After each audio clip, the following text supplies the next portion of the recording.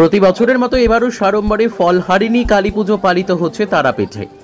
জ্যৈষ্ঠ মাসের অমাবস্যা তিথি, যা মূলত ফলহারিণী অমাবস্যা নামেও খ্যাত, এই দিনেই পূজিত হন আদিশক্তি। এই অমাবস্যা তিথিতে কথিত রয়েছে আদিশক্তি মা কালী মা তারাকে ফল দিয়ে ভোগ নিবেদন করতে হয়, আর ফল নিবেদন করলে মনস্কামনা পূরণ হয় ভক্তদের বলে বিশ্বাস। তাই ফল দিয়ে মা তারাকে পুজো করেন ভক্তরা। ফলহারিণী অমাবস্যা উপলক্ষে তারাপীঠে তারামায়ের নিশিরাতে পূজা ও আরতি হয়। রাতে মাকে ফুল এবং ফলের মালা দিয়ে রাজবেশে সাজানো হয়। যে ফল বিগ্রহকে নিবেদন করা হয় সেই ফল খাওয়া যায় না। ফলহারিণী অমাবস্যা উপলক্ষে তারাপীঠে আরতি হয় 3 বার। তাই জন্য সন্ধ্যাবেলাতে মা তারাকে রাজরাজেশ্বরী বেশে সাজিয়ে লিচু, আম, আপেল, বেদানা বিভিন্ন ফল দিয়ে ভোগ নিবেদনের পাশাপাশি বিভিন্ন ফলের মালা পরিয়ে পুজো করা হয়। মন্দিরের পাশাপাশি তারাপীঠ মহাশ্মশানে সন্ধ্যার পর থেকেই বিভিন্ন সাধু সন্ন্যাসীরা শুরু করবেন মহাযজ্ঞ।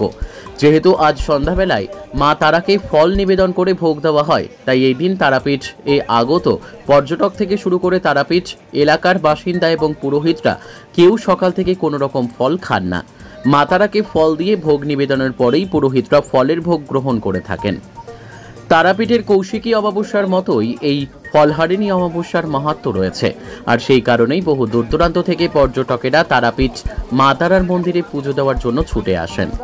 তারাপীঠ মন্দির কমিটির সভাপতি তারাময় মুখোপাধ্যায় জানান, আগত পর্যটকদের কথা মাথায় রেখে মন্দির কমিটির তরফ থেকে অতিরিক্ত নিরাপত্তা রক্ষী থেকে শুরু করে সব রকমের ব্যবস্থা গ্রহণ করা হয়েছে। কাজী আমিরুল ইসলামের রিপোর্ট, এস নিউজ বাংলা।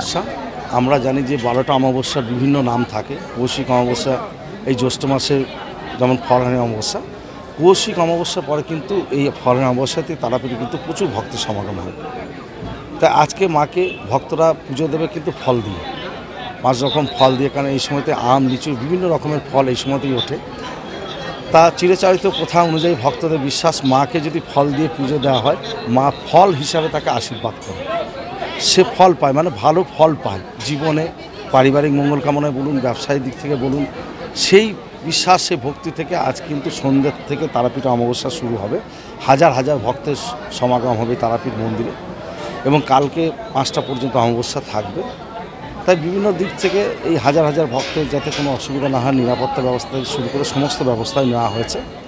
আর যেহেতু সারা দেশে রেজাল্ট বেরিয়েছে, সেই সময় নেতা মন্ত্রীদের একদিকে যেমন ভিড় হবে, বিহার, ঝাড়খণ্ড, বাংলা থেকেও প্রচুর ভক্ত আসবে, এবং এখন আসতে তারা শুরু করে দিয়েছে।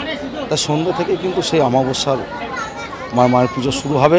2বার আরতি হবে, আজকে 2বার ভোগ হবে, কালকেও একটা বিশেষ পুজো হবে, আর নিশি পুজো আজকে রাত্রে হবে।